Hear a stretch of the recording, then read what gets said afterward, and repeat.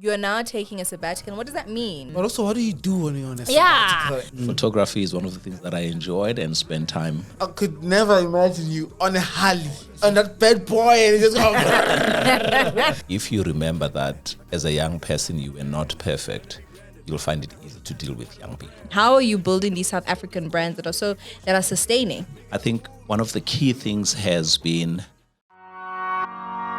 Pat. It's Pat on brands. Watch how you branded, man. A pat on the back is a pat from the man.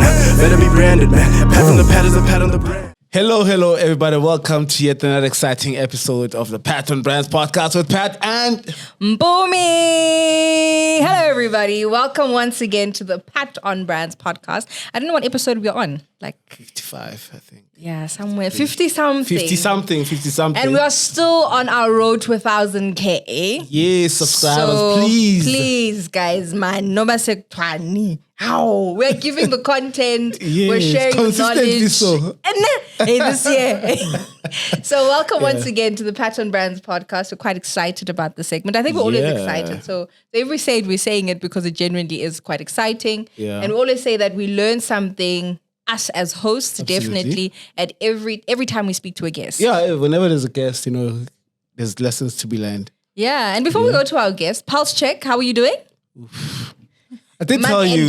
I did tell you that I'm in my stress season. Yeah. The Yobas are in full swing. We launched about 2 weeks ago, so we're driving for nominations. So if you haven't nominated yet, please do make sure that you submit the nominations. And it's still raising some money. And I'm sure because we have Thulani Sibeko on this episode, there's a lot of marketers out there that are going to watch this. So please, sponsor the Yoba. It's okay. And for those who are nominees, please Yeah. make sure, or those who want to nominate, we do have our previous podcast before, or rather the episode before yep. this. It's all things Yobas. Get to know what the Yobas are about, the third year, the plans, Yeah. 3 new additions or new things to the Yobas with the categories, the Pan-African element. So it's quite exciting this year, and definitely rally up and be part of the movement. Absolutely, yeah. Yeah. Today's guest, very special, I must say. I'm Yeah. not sure if you remember when he had Musala. Yes. Musala Phillips. Yes. From And Old we Beach. asked him, Yes. who must we have on Next. this podcast Yes. next? And he said, Thulani Sibeko. He did. So, A couple of months later, here he is. no, it's actually almost a year because it was just before. The Yoba. Yes, so it was about March, Yeah. April-ish, I remember Yeah. when we had the episode. Yeah, it was in April. Yeah. Yeah, So almost a there year you later. are. Yeah, So we it does have take time, The but it Thulani happens. Sibeko. Hello. For the intro, Mr. Thulani, but I suppose it'll be Thulani after. Please, yes. How are you, sir? I'm very good. I'm so excited to be here, and Yeah. I think I have to thank Musala for the tender that I received to be here. So thanks, Musala, for making it possible. No, he Yeah. spoke really highly of you and he said, look, if you want Absolutely. someone to learn from and Yeah. PHM. I mean, I've been following you on LinkedIn for quite some time now. And I think The followers are like, yeah. I think he's one of the most followed no, Pela Manje say Instagram or CMOs TikTok. or people of his caliber absolutely. in the country. Absolutely. But what I like the most with him, and hopefully he will share with us, some insights and the thinking and the motivation to do so. Almost every day, she has some really powerful thoughts. Yeah. And I think he gets like codes, he gets like to share, especially on leadership, And I think I find his content very inspirational. So every morning I look up, when I log onto LinkedIn, Yeah. I know I'll find a post and it's something that's gonna, Resonate. resonate and transform. That's powerful. No, thank you for that feedback. It's something that I never started deliberately for it to become what it is. Okay. Yeah. But the motivation was clear that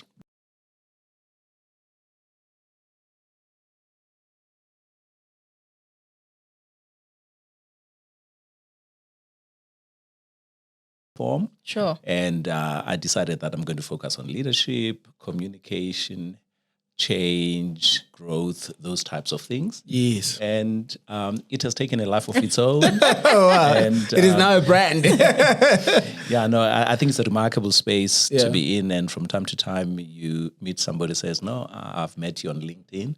But also for me, LinkedIn as a platform has been so beneficial because I do the same. I follow a lot of people, and there's a lot of insights and learning that one derives from that. So it's been a mutual exchange for me to use the LinkedIn platform. Oh, fantastic. Yeah. But I think we need to, before we got to LinkedIn, Thulani comes from somewhere, grew up from somewhere. So where did it all start? Okay, so who's Thulani? Thulani was born and raised in Soweto. More precisely, I was born in White City. And when I say born in White City, I mean I was born inside Idombolo, a White City. I was born at home. Wow.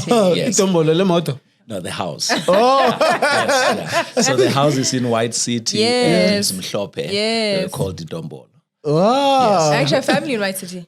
Yeah. Yeah. Yes, yeah. yeah. So I was born at home in White City. I grew up in central Western Jabavu. Okay. Most of my life I was in Soweto. And then when it came to grade 10, I then moved to boarding school. I went to the Eastern Cape, just outside of Sabbatroal, and that's where I spent my last 3 years of high school. Wow. And after that, for reasons maybe we can get to later, I went to Zimbabwe to start my degree. I was there for 2 years on scholarship. And then subsequent to that, I was blessed with another scholarship. And then I proceeded to go to California. That's where California. How was it like? I mean, you were young African, you know, it in was those times. It was a fascinating time in that, indeed, we were young, and yet the focus and the maturity. I think when we left, we were a group of about 120 odd South Africans. Sure. That's a big group. Many of them as undergraduates. There were a few that were graduate students. So we knew what we were there for. Lots of partying, but well contained, focus. You are there, you go in, you come out, you come back. But it was quite an experience, exposure-wise, studying with people from literally all around the world. Wow. And I'm now married. I have one wife. We have. I was not ready for that. I think that's One wife, got it? Yes. In South Africa, you have to qualify. Absolutely. Yeah. We have 3 elderly men. Our youngest is 22. The middle one is 28. And then the oldest is 34. He's got a 34-year-old. Yes. I'm 52. I'm turning 53 next month. I know the younger, the one that's doing external science. Yes. Then there's another one. Yeah. I don't know. Yes, you're older than me. I'm 34. We started early. When I met my wife, she already had the first one. Wow. And she had him quite early. So now we're reaping the benefits. Absolutely. We can be out and about without them. So those are the things on the family side. And of course, life is not about just work. I enjoy certain things outside of work. Photography is one of the things that I enjoyed and spend time in. So what are you shooting? Who are you shooting? Mostly it's portraits and wildlife. Yeah. So you got those big bazooka lenses. Yes, I have a decent one for wildlife. So a few times a year I go to the bush and, I enjoy nature a lot. So a combination of nature and photography comes together very nicely. And as a family, we enjoy traveling, to different parts of the world. And I do sing, but not like quality of recording and, but it's something that I enjoy. I've done quite a few times.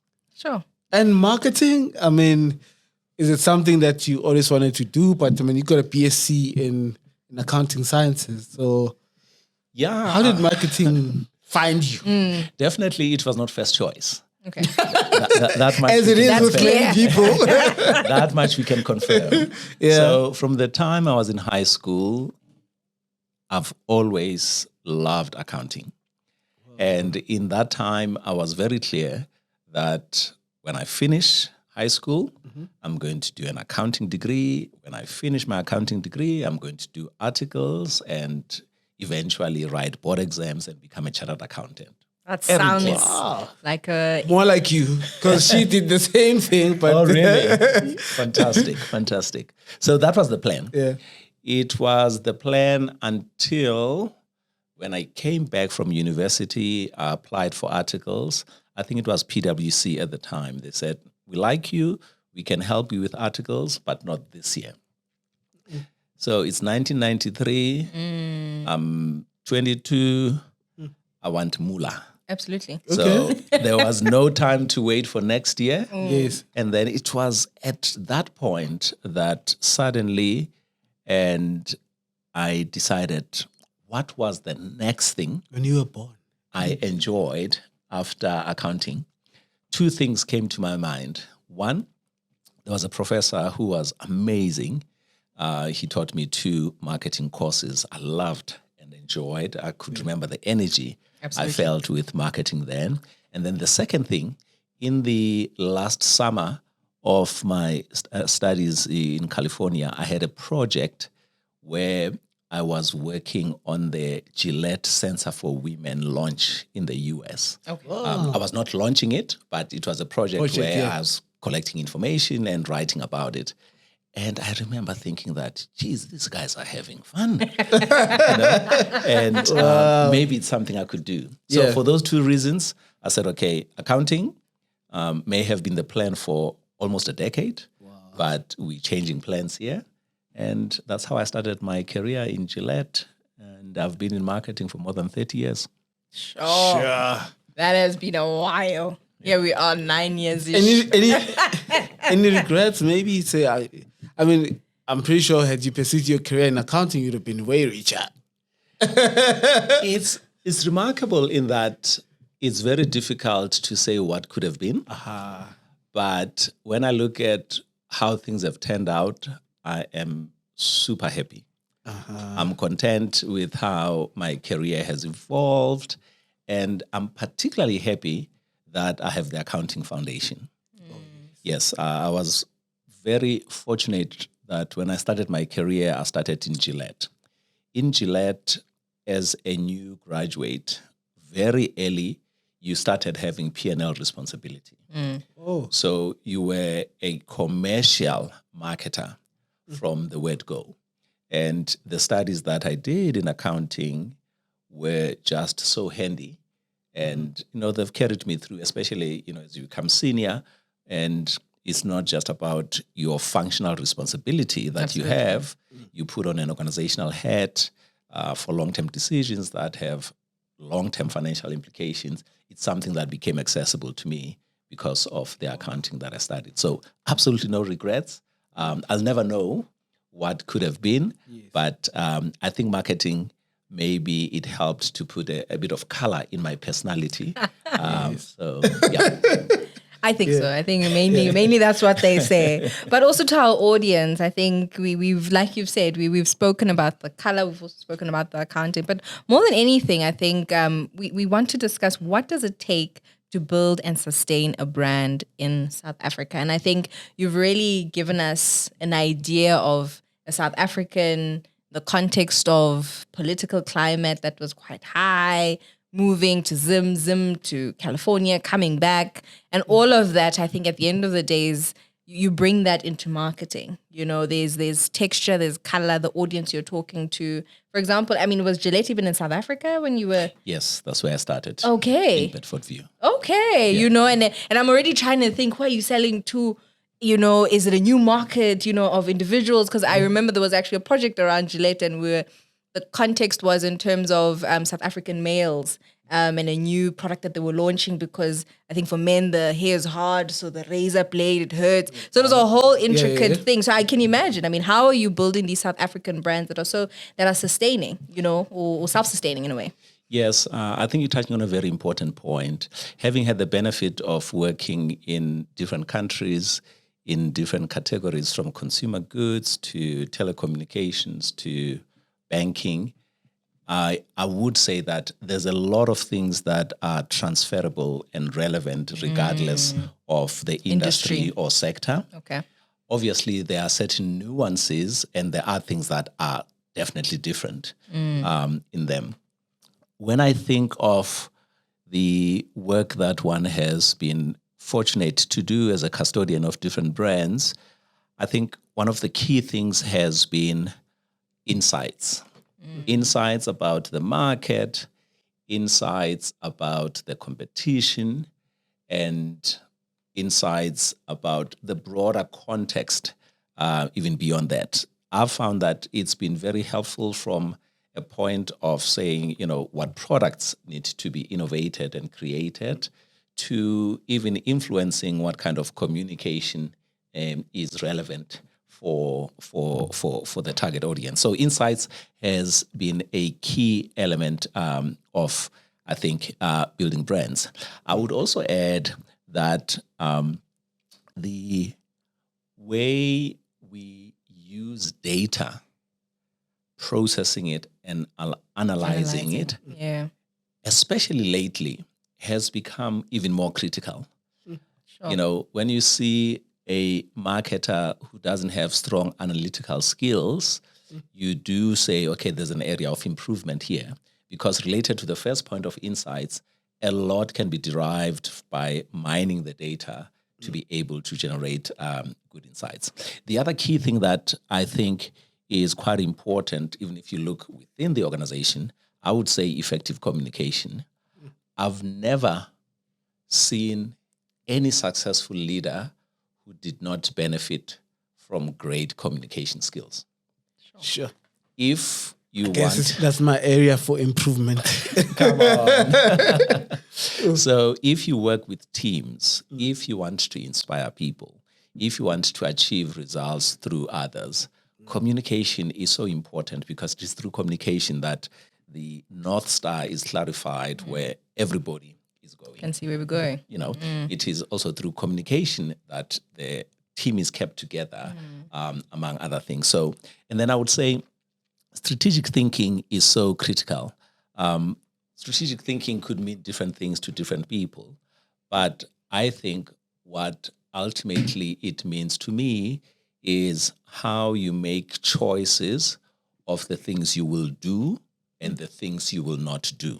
Sure. It's not easy. No one has a crystal ball to say what's going to happen in a year or two. No one can predict what the competition is going to do. Yeah. But you take the best available information, you use your experience and judgment, and then say, what is the best way to go. So I think strategic thinking is quite important. The other thing about building brands, if I'm talking to marketers, ultimately you can do everything, but unless you achieve results, it's nice, but it's not quite. So whatever we do cannot be inconsequential. So results do matter, because ultimately marketing enables the business to achieve objectives. Sure. So if we see marketing as an important enabler, as an important connector, and use it as such to drive results, it's quite key. And then the last one, I would say innovation. The world is constantly changing. Yes. I cannot imagine anyone who is a brand advocate, a brand champion, who wouldn't prioritize innovation in its role. Now that you've outlined what does it take to be a great marketer, the insights, the critical thinking, leadership or effective communication. Which is something I really need to improve on. Can you please share with us like sort of a case study or a campaign that you worked on that encompasses, if not all or some of those principles? No, thank you for that. I will draw from my regional experience when I was based in London, responsible for India, among others. So I was responsible for the Oral-B brand. At the time, we only had the toothbrush business. So the collaboration that made things happen in this context was Boston, the global head office, London, the regional office, and India, the local office. We had people I admire so much. Patty in Boston, people on the ground, and myself, and of course, different multifunctional teams. Yeah. What was our challenge? Our challenge was that we had the Oral-B toothbrush business, but it was so minuscule that almost nobody cared. It's a ubiquitous item also. Yeah. I mean, what's a toothbrush? Yes. And from a Gillette company point of view, it was alongside the Gillette blades, which were flying and high market shares and so forth. So from the sales force of the team in India, it was not a priority. And Vipul, credit to him, said, okay, the status quo cannot stay as is. Sure. What can we do together? And I'll start with the things that came from insights. We had very strong consumer insights. We had very compelling trade insights, meaning how the toothbrush moves from Gillette Warehouse through the stores, ultimately getting to the consumer. Sure. But the other key thing was the commercials. To give you a sense, our toothbrush versus the competition, the landed cost in India was higher than some of the toothbrushes, the selling price. So commercially, it was wrong in many ways. Sure. So with the insights that we had from a consumer point of view, we determined that TV ads developed in Boston for America and Europe had absolutely no resonance in India. They just could not convert. Sure. The other thing that we understood was who was the decision maker for the purchase of toothbrushes. The role of mothers was quite an important. Always the mother. Quite an important part. So with those insights, working with Perry in Boston, we were given permission, so to speak, to develop local TV advertising. So we started doing things that had resonance with the market. In India. Looking at the commercials, our toothbrushes were coming from Ireland, very well spec'd, like a BM325, and the cost of them reflected the well specifications. Gotcha. What we were able to do was to convince Boston to be given permission to start manufacturing in Chennai. We stripped the toothbrushes to very basic minimum product features, and the cost followed Basic that. spec. Yes, Yeah. and the economies changed. And then in the trade, our packaging, among other things, also changed. And coming out of the combination of those things, firstly, it was a multi-year project. It was not just 1 year. something that you do over a year. Our market share became meaningful. The market leader was Unilever there. It became meaningful, but more importantly, the business was profitable. Sure. So we had presence in the market that grew, but also financially, it made sense for the business. Sure. I mean, how many markets have you worked in? Over time, hard to say. In my last role as the custodian for the Standard Bank Group, it was 20 African countries. When I was based in London, in the West, it was Turkey, Eastern Europe, including Russia, Romania, Ukraine, among others, Poland, and all the way to India. So, and then when I worked in Boston, very junior at the time, I was exposed to regional responsibilities for Asia, Latin America, Africa, Middle East. So in terms of countries, I must say I've benefited immensely just from the exposure. The level of involvement has varied significantly because there are teams on the ground. My major role was giving strategic direction, and this is where you see the power of relationships and collaboration. The people in India or Turkey, they reported firstly to the MD locally, and they could tell me to go jump and ignore me. Yes, but the value comes from giving input that matters. The value comes from respecting their knowledge, Absolutely. their experience on the ground. Yeah. You cannot parachute in and think you can give directions. Absolutely. You have to have the humility to say, Even though you've seen it global. oh, yes. Yeah. You need the humility that says, these guys are there because they know what they are doing. And then you look for opportunities to complement each other. Absolutely. Sure, but what has been, or in your observation, obviously, having worked in those different markets, like the fundamental sort of difference between South Africa, Like an EMEA, Yeah, emerging markets yeah. and Well, the differences emanated from different things. Firstly, the stage of development of the category influenced that. So Turkey had a well or better developed oral care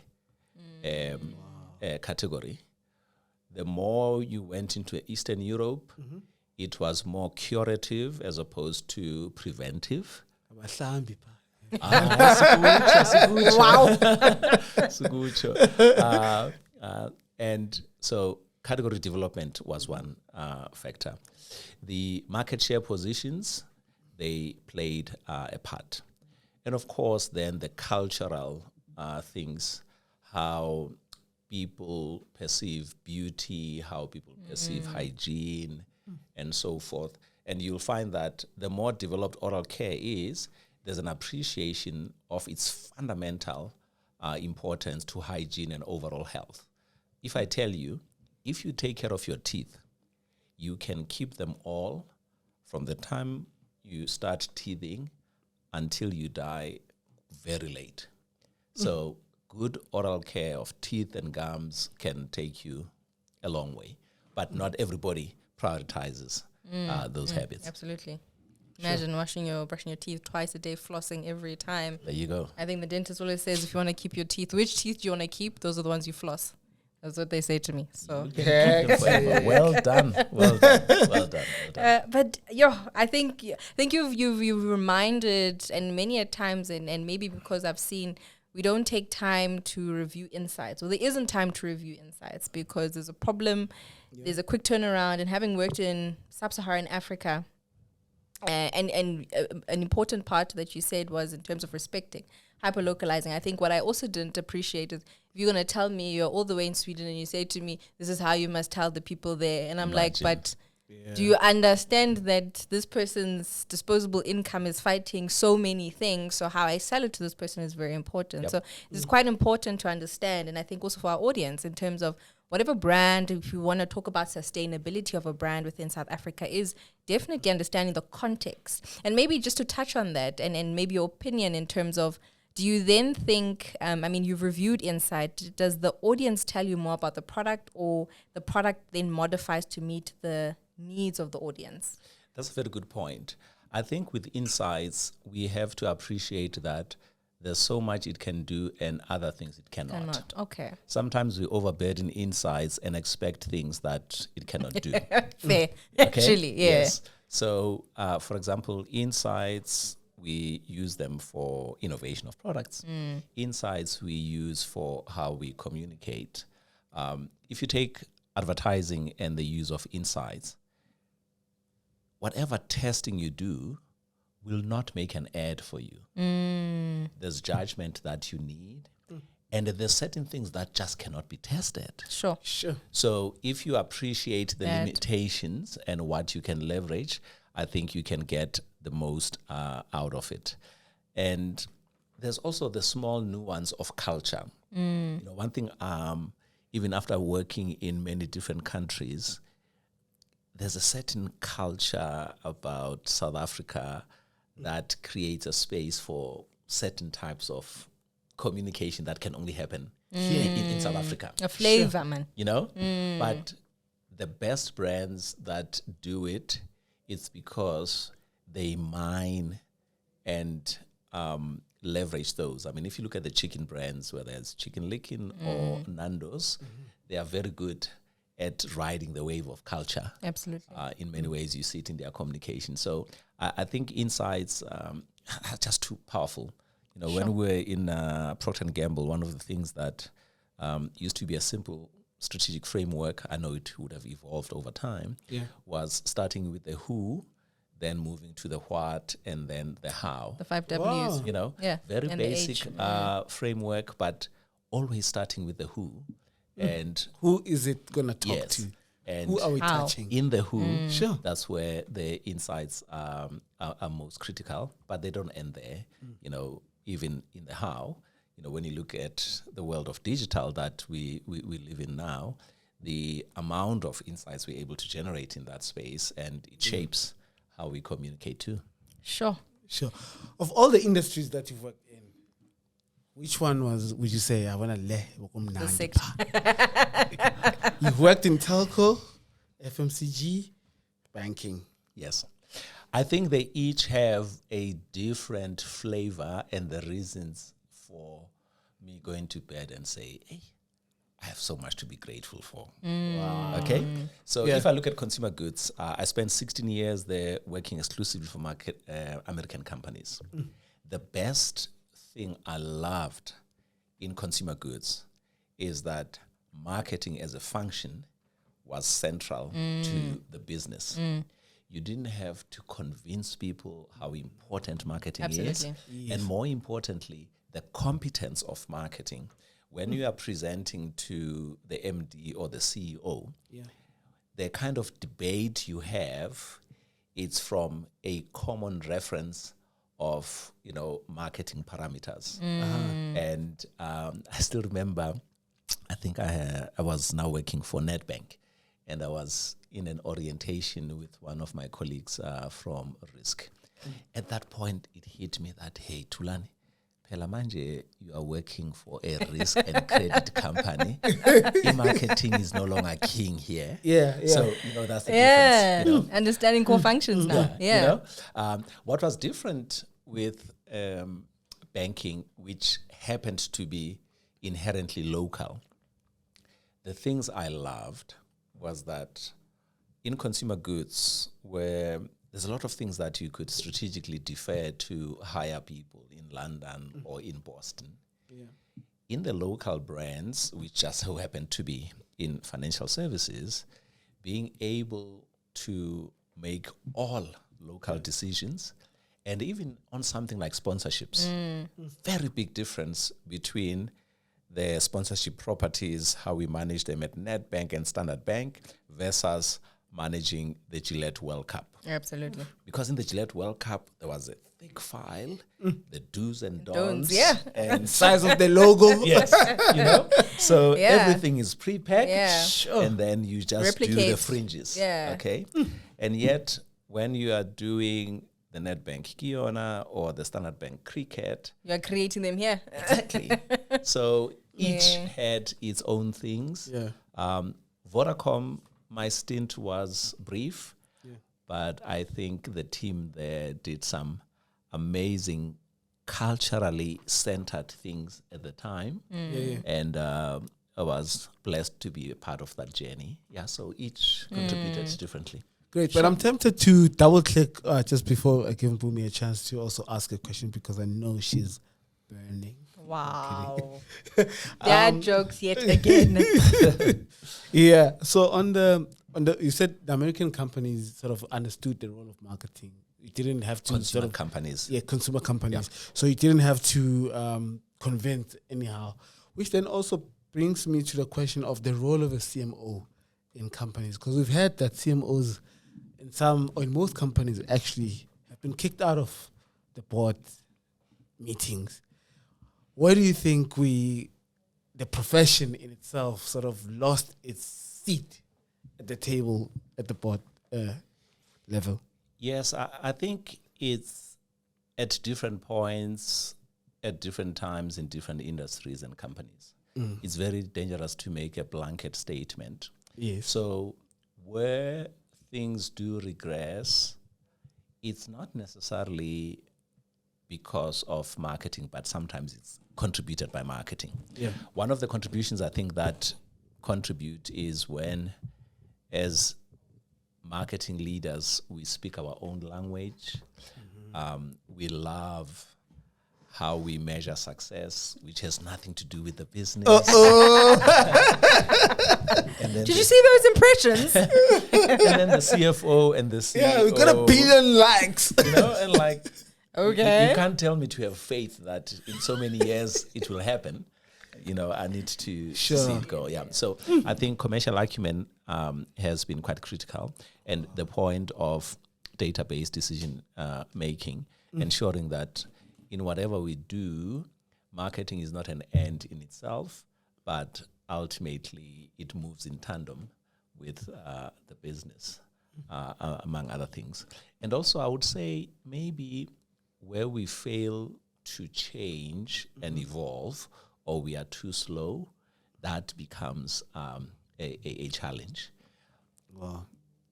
Outside of consumer goods, marketing is a function separate from business. In consumer goods, marketing is the business. So when you understand that difference, you then appreciate that your value creation, and more importantly, the demonstration of the value that you bring, is a higher burden that you have, and you have to be on top of that. Sure. Now, I mean, sorry. Now I'm just blown trying away. to. Yeah, no, I'm blown away. But I mean, you've spoken about the journey, of course, from home to schooling and so forth. But in that, I think it almost seems like Thulani had really a clean growth plan. It seems, I think the only glitch, the only glitch would have been the PwC. But other than that, it just sounds like, and I'm sure we're missing so much. I mean, there's so much texture. I mean, with 30 something years within an industry, there's a lot of texture. For as long as you've lived. Exactly. But now, would you say then mentorship, and I mean, we've discussed the LinkedIn, we've discussed that you are... And even Musala, because Musala... Yes, endorsed, So was mentored by you. Would you say that there was mentorship across that? And I mean, you've referenced individuals that, even if maybe they are not necessarily you've said, was it Gopal or Vipul? Was the a direct mentor, but there was elements that you could extract from that, But would mentorship have been part of this, and giving context to Thulani now? And we'll talk about the sabbatical, because I did it for a month, but my money got finished. So what are you trying to say? No, so I was too young. Too young. Yes, I had to go back to work very quickly. Yes. But yeah. No, you're raising a very important point, Mpumi.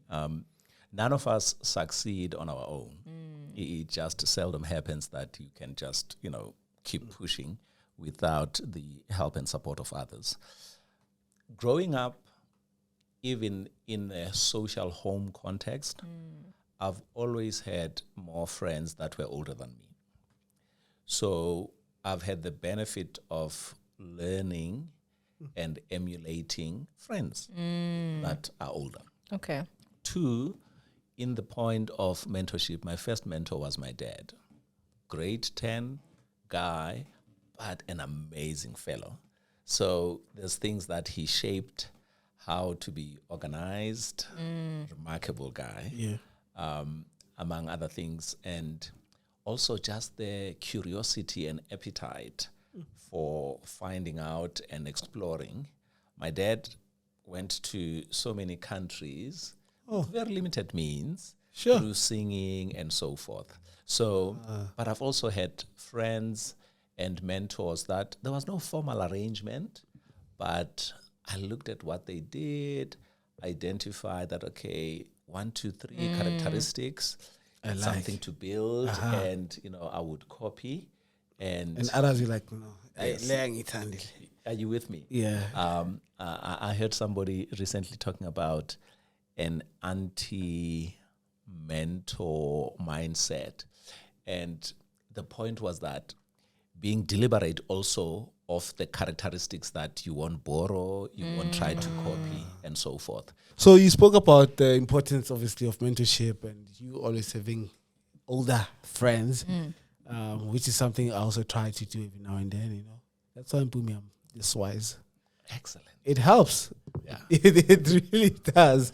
But now, like that intergenerational thing, I think in my view, it really does help. But then again, now there's a lot of talks about the current cohort, of new graduates that are coming into employment and workspaces, and I think unlike, back in the early 90s, whereby a lot of people, when they left school, they sort of, had a clear path in a way from an employment perspective, because there was hope that they'll get a job. Or pretty degree, guaranteed you get something. But now things have changed. There's a lot of small businesses that are now sort of carrying that cohort of graduates. And digital economy. Yes. Creative economy, digital economy, all those elements have made it easier, to earn an income. Absolutely. And I say put that loosely, but they've created an opportunity for one to say, I'm a YouTuber today. Yeah, I'm a TikToker. I'm just gonna create TikToks every day and I'll get paid. And we don't speak it in any. I mean, we had Audrey. Who came here and said, she said she makes 50,000 rands a month. I'm like, who's gonna employ you? Which small business is gonna employ you? So we can't afford that. Exactly. if you earn 50,000 rands off YouTube every month, But then again, there's a lot of studies as well, that are being done on my 2K, in terms of how do you manage them, because they're different, and you've led, even just before, I mean, in your last job, you led maybe even thousands of them indirectly, but they were in your space, and what are you saying amongst your peers? 2000, how do you manage them, and how do we also small businesses? Or even millennials, because I think even millennials is a different way of thinking. Absolutely. Different way of application. We are almost effective, fast, and the Gen Ys, Z's, X's, but just above. Yeah, they're more of paperwork. I'm not clear. And because I know I've seen with my previous bosses, you'd be going through a document and you're just like, but I've reviewed it. And they're like, no, let's repeat. And you're doing this for 2 hours now. All those types of managing. Yes. Yeah, I think that's an important question. I'm not very good at keeping up with the labels. I always see them as under 35s. That's also okay. Yes, I think youth and all. Exactly. Yeah. So we have a big challenge here, and it starts with the mindset. Last week I was giving a leadership training at our church, and there's something that came up about the youth. One of my closing comments was that if you remember that as a young person you were not perfect, you'll find it easy to deal with young people. And it's a mindset thing, because you made an important comment. When we finished university in the 90s, the absorption rate of graduates was so high. It was so high. Fast forward to 2024, I was talking to my son. I assumed that, like it used to be 10, 15 years ago, if you have an actuarial science degree, it's guaranteed. Yeah. Absolutely. He mentioned 6 people from his class that do not yet have an opportunity. Sure. So, you mentioned actuarial science. Exactly. Yeah, it's not just it's not a humanities degree that graduates tens and thousands of. So for me, starting with recognizing that the contexts have changed significantly. Sure. And that also says, what are the things where we can meet each other halfway on? In Standard Bank, my EXCO was, to a large extent, my age group. And then I said, you know what? If my conversations are just with this team, I will miss out on other perspectives. So I started breakfasts with the young people. No agenda. We just have a conversation on whatever they're going to talk about. Those conversations gave me access to things that I wouldn't find within my immediate EXCO, who life stage is the same. We have children at varsity, and so without realizing, we can be very myopic about our lived experiences. So for me, those breakfasts were just fantastic. We just rotated the people that would come for the breakfast. Coming back to the mindset, as long as we say the youth are the future, there's some truth in that. But the other problem is that we defer and postpone them too much. I've seen young people at a very young age who are doing amazing things. About Pat. If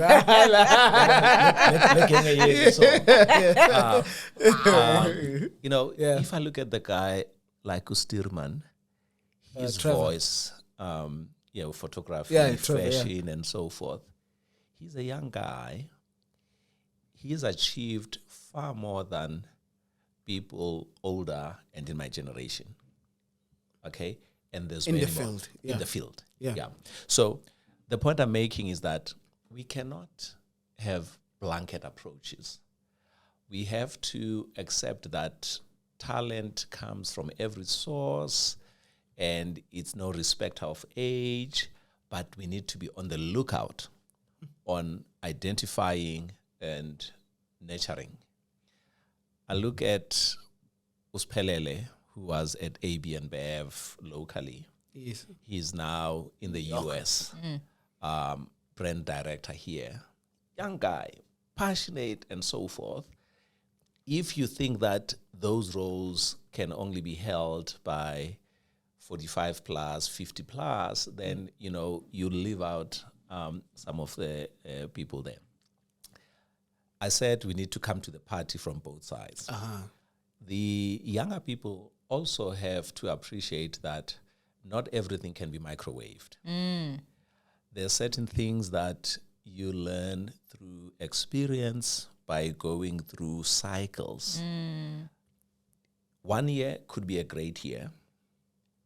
The next year could be a traumatic year. Ask me, I know. So if you've led a brand for 2 years during a fantastic year and a tough year, you've learned much more than somebody who just had a good experience. Okay? So there's just certain things that there's just no shortcut. You have to go through it. Yeah. You have to get your skin in the game. Yes, and people have to appreciate. So it works both ways. And communication, very important once again. Young people can feel when they are talked at. Young people can feel when their feedback is minimized, trivialized, or ignored. Young people can tell if somebody is committed in their welfare and so forth. We are all human. There's certain things that we share, whether you are young or old. We want to be respected. We want our contribution to matter and be recognized. So, yes, it is a challenge, but it's not as insurmountable as we make it out to be. It takes a deliberate effort, but from both sides. Sure. I mean, that comes to our last bit, and I mean, we keep referencing that you from corporate and so forth. And now we're on this amazing journey of which we all wish we were on, a sabbatical break. Firstly, because when you come out of high school, majority of, and dare I say, black households, what do you know about a sabbatical? What are you sabbatically? From what? Gap year. Gap year, you know. So, actually, I mean, in my family, one of my cousins passed matric well. And she was like, I'm not doing, this year I want to sleep. We're like, you must never. Did she sleep? Yeah, I don't know where she is now, but she's not in school. you know, but we don't have that luxury at times. And then I remember socializing the idea, within a family. And I was saying, no, I mean, there are gap years of international gap years where people can travel and so forth. Go on a Kontiki. Yeah, but Kontiki, you must have money. So I just mean in terms of maybe working and getting paid, are things that we kind of now get to know now with research and so forth. But and I was making a joke to say I tried the sabbatical, but it was for a month. Went to Cape Town, came back, and I said, no, I need a job now. And by God's grace, I suppose I got a call and then got work. Wonderful. But you are 32 years or 30 plus years, maybe not 32, but you're now taking a sabbatical. And what does that mean? And why? Maybe what prompted that? Sure. But also, what do you do when you're on a sabbatical at your level? I mean, my mom is 50-something. She was like, okay, no, I'm done with work. I'm like, how? What do you mean you're done? What do you wake up and do? And do what I love, Yes. But your mom, I know she runs after chickens and feeds She them. does everything. She's a doula, chickening, everything. So she does the things she loves and gives back. I think that's what she loves doing now. Yeah. I must start by saying that I love work. I have a very high work ethic. I enjoy, being disciplined, being focused, being driven by something that wakes me up in the morning and committing to doing it and doing it. So that's the first part. The sabbatical was not entirely my choice. At some point, my role of Chief Brand and Marketing Officer ceased to exist in its form, and it was divided into 3 parts. Sure. And it was at that point that I separated with Standard Bank Group. And so from April last year, I've been on sabbatical. So it's a corporate break that allows you to do other things, whatever you choose to do. I must admit that because of my first part to the answer, it was difficult to make the transition because it's like, something has to be happening. And I miss having problems that I have to solve, partnering with people and so forth. Sure. But what has been great about it is that it has afforded me the opportunity just to do a lot of me things. Sure. And it just so happened that it coincided with elective surgeries that I had to do. So the recovery did not have the stress of having to approve a budget while I'm sitting in hospital. Because business must continue. Exactly. Yeah. So being on sabbatical, Yeah. I could just focus on myself and your the healing, body and the healing and so forth. Sure. And having started it in April last year and having really enjoyed it more from September-ish, now I'm in the space that maybe it's time to start exploring opportunities to get back. To your question, what have I been doing? Well, I've talked about the health part, which gave me a chance to focus on that. And thank God, fully recovered, strength as if nothing had happened. So grateful for that. Hobbies have been the biggest beneficiary. Oh, nice. I ride a motorbike. I like photography. I like a bit of travel. If someone said to you, to me, They pay you to be on a sabbatical.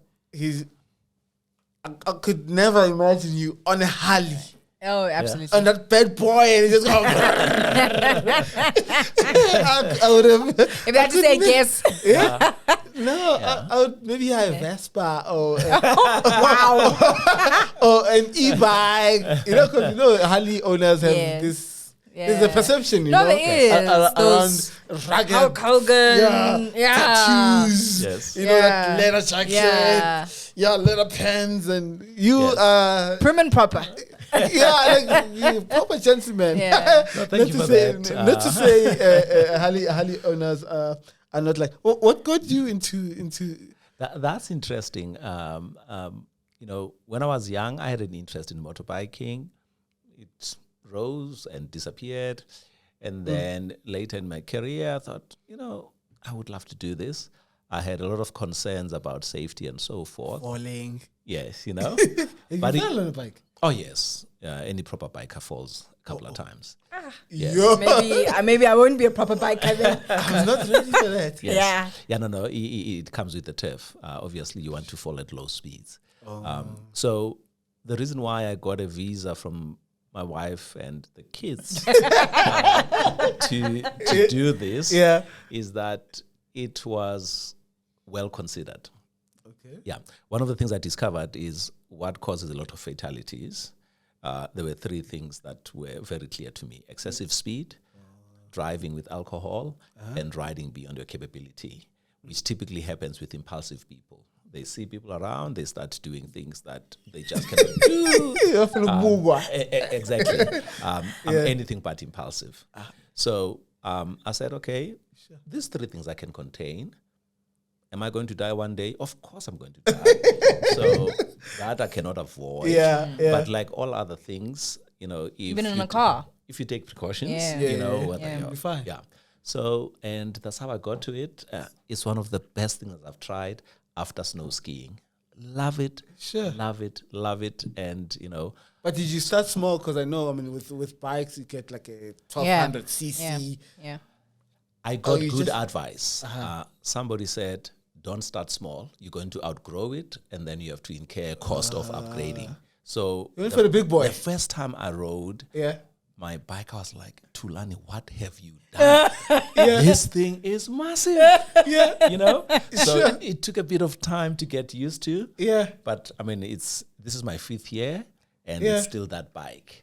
Love it to bits, and it's a cruiser, so not high speeds. Yeah. And the people that I hang out with, mature, and safety is paramount, and the club is very responsible. So you can call us benevolent gangs. Okay. I must say, I need to take this part and share it with my parents, because when I wanted to buy my first car, it was either a bike, a Harley, or a Foxy. So the Harley was not even a discussion. So when we got to the Foxy, they said, so we can push you every time you're calling from work. Push. The Foxy, the old VW, the Sedanish one. No, the normal Beetle. The Beetle. Yeah. Oh, the Beetle. Yeah. There's something special about that. Exactly. Yeah. So, then they said, and I said, no, I'll redo it. I'll rework it. Yeah. They said, yes, not on our own account, counting mode, if I'm alive, that can go, because every day you'll be calling to please come push me from work. But so that's such a beautiful sabbatical. Now, sabbatical. But but I think if I could afford it, I was going to say aye. Yeah. Team, I'll see you guys in July after the Yobas. I'll come show face at the Yobas. Go you. And smile and wait for the cameras and go back to my sabbatical. Are you doing any readings like in this time, or you just? Yes, I'm reading not significantly more than I normally read. Yeah. Gym, I do very much. 3 times a week. I spend about 2 hours, much more consistent there. Sure. We've spoken about mentorship. We've spoken about the sabbatical, which is my favorite part, but I'll see it in the next coming years. Of course. But also about microwave success. I think we do see the end product of people, but we don't get to see the root. The working, the hard work, the grafting, the review of insight, the stresses, and strains. The sleepless nights, and we kind of have, and our CMOs, usually we have then almost end product contributors and who share then the journey, and unfortunately I know in the 45 to an hour that we share and we have those conversations, we're not going to be able to cover 30 years worth of knowledge. Absolutely. But it's just a depiction of, the important parts and how you as an audience can resonate with those parts. Absolutely. And that's, today was nothing short of that. Yeah, it was really amazing. And I think I'm glad that it even took this long. Yeah. for him to come through, because I think even for us in this journey of this podcast, we've also matured. Believe it or not. Yeah. No, true. That's true. We are growing, also our chemistry is also, getting in sync. But I must take this time also to thank you. Yeah. To really thank you for taking the time, to come here and share with us, your journey. Like Mpumi said, we can't cover it all in an hour, a journey over 30 years. But for as long as I've lived, I think, you've lived. It's always inspiring for me. I don't know about you, Mpumi, but for me, that's why I like, these kind of conversations, also linking up with people that have walked the path before us, because nothing is new under the sun. Yeah. Think So about true. it. So true. So it's guys like yourself that also make the time for us when you send those WhatsApp and you remind Pat the location. And I send the location, you say, no, Pat, the address.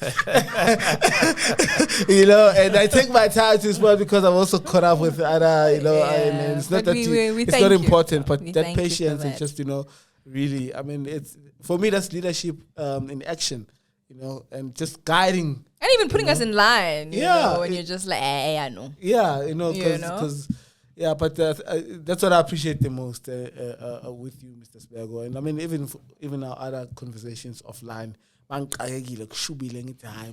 You know where to go. You Who know you the- gonna call? the Mr. wisdom. Spago. and the thing is with Mr. Sibeko, Yeah. but he doesn't know this. Yes. So you Have to, obviously yeah. you're charged. Yeah. You've got this problem. Yeah. You're like, no, let's take a step back, Pat. Yeah. Sit back. Let's Nye- come aside I too.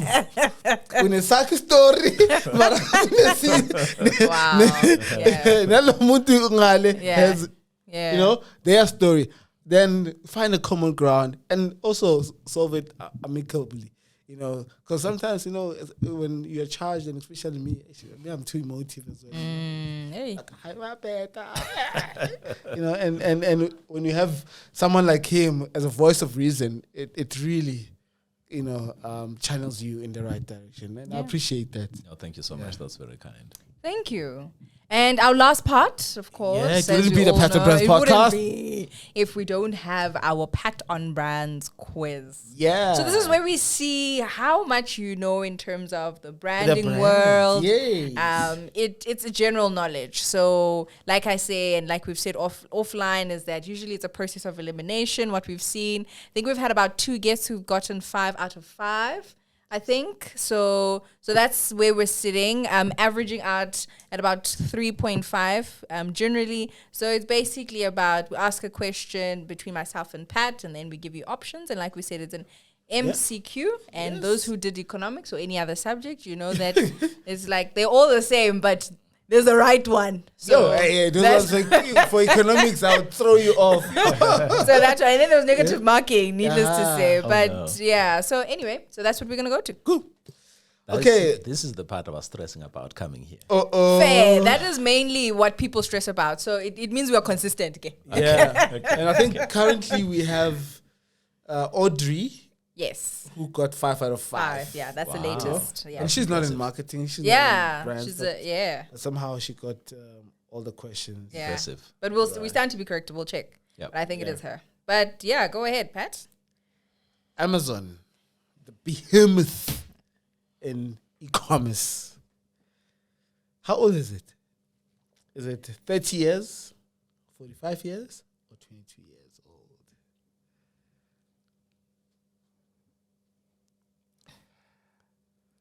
I would say He's calculating Yeah. that. Yeah.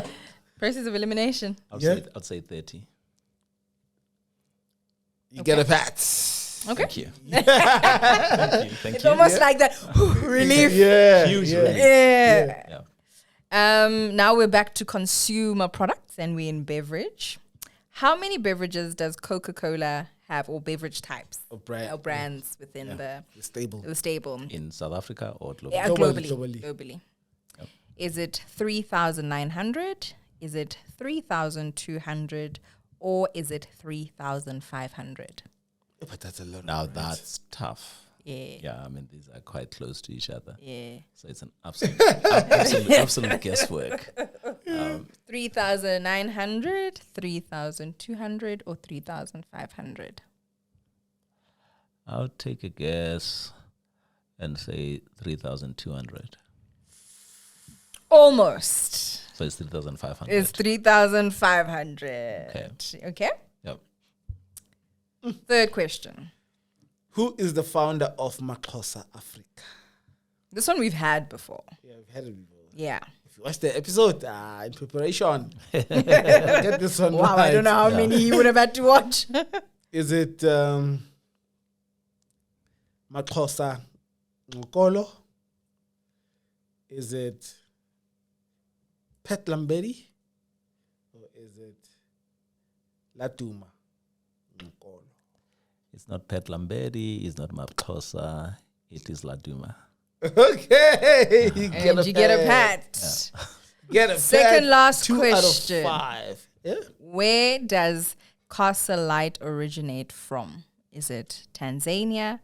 Is it Zambia? Or is it South Africa? Agri department yes. Yo, this is a special question for a teetotaler. I would say South Africa. And you get a pat. Oh. Yes. You don't need to be drinking alcohol to sell alcohol. I keep saying. Yeah. Hey, Got it. hey. Last question. Last question. Now I'm caught between the two. Which one? You don't have to be difficult. We've had a wonderful session. Nah, so you don't need to end it. Okay. I mean, really. Let's see. But they're all quite nice. Who's the current CEO of Chicken Licken? Is it George Sombronos? Sounds like the founder. Is it okay? Is it Chantal Sombonos Fantoner? Or is it Getty Makute? Yeah. I don't think it's the first one. I'll take a leap here. I don't follow the leadership there. Are you leading me? Yeah, I was going to say. I was saying, are you putting words in his mouth? Because you must be responsible for the repercussions, positive or negative. Yes. Now that lead threw me off completely. Oh, sorry. Go back. I was going Go to back. go for Getty. Yeah. What's the name of the lady? Chantal Sombronos Fantoner. Yeah, they're in the family. Chantal. That's 4 out of 5. Not bad. That is a pat. Wow. Excellent. Yeah, you That's did a well. patch. Thank you for indulging us. Yes. That would have been 80%. So Yeah. that's a Yeah. pass, an A, Dean's List, Yonkin. Way better than 30% pass. Oh, better than that. But Thank you so yeah, much, yeah. but thank you so much. I must say from my side, Yeah. I was honored when you gave me a call and said, do you like to come? Yeah. So I'm so glad it happened. Really? Yes. Love these types of conversations and, to be asked. It's quite a privilege, and I've had so much fun. Your energy is so contagious. Thank you. Wow, what's in those marks? So thank you so much, and to our esteemed photographer Absolutely. also. Yes, Thank Tabang. you, the videographer. Usually Tabang makes a stint, but it's either we're telling him what he must do after year, and we're sorry, Tabang. We should thank you every time. Yeah, no, thank you. Yeah, it was good fun. Thoroughly enjoyed it. Thank you. Thank you so much. Mr. Sibeko, where do people find out about you? I mean, we spoke that you are an influential influencer on LinkedIn. But where can people find or learn more about Mr. Thulani Sibeko? Do they email you, dial you up, DM you?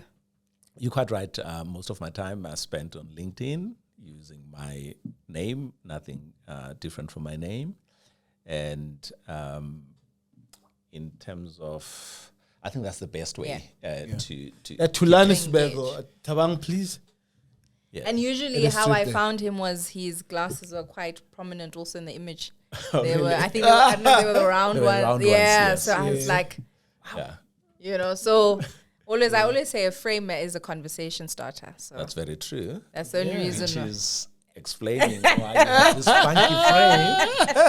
That explains Yeah, but thank you so much. Thank you. Thank you. I can never thank you enough. Absolutely. Yeah. Thank you, everybody, for watching. Yeah. And don't forget to like, subscribe, comment. And maybe let's ask a last question. Is this another quiz? No. Oh, okay. So who do you think we should have next? Yeah, actually, pass on the baton. Yeah. On this podcast. We haven't had many. We had many, but we haven't had many. I have so much time for them. Sydney Mbele, Okay. Kensan Nobanda, Kensan Lolwana now, Yeah. and Fame Fikwe. Okay. We are noting these. And like we Yeah. said, it took a year. So it means it's going to happen. Yeah, it is. You've already had Musala, so that's covered. Yeah. Yeah, maybe any of those three for now. Okay. Well, from your lips to God's ears, and to them themselves. So we'll hopefully get them. And Thank you. have a story. From me, Pat Mahlangiti, Inahailale. And from myself, Unompumelelo Vundla. See you guys next time. You got it right this time, Yeah, man. I did. Pat. It's Pat on Brands. Watch how you branded, man. A pat on the back is a pat from the man. Better be branded, man. A pat from the pat is a pat on the brand.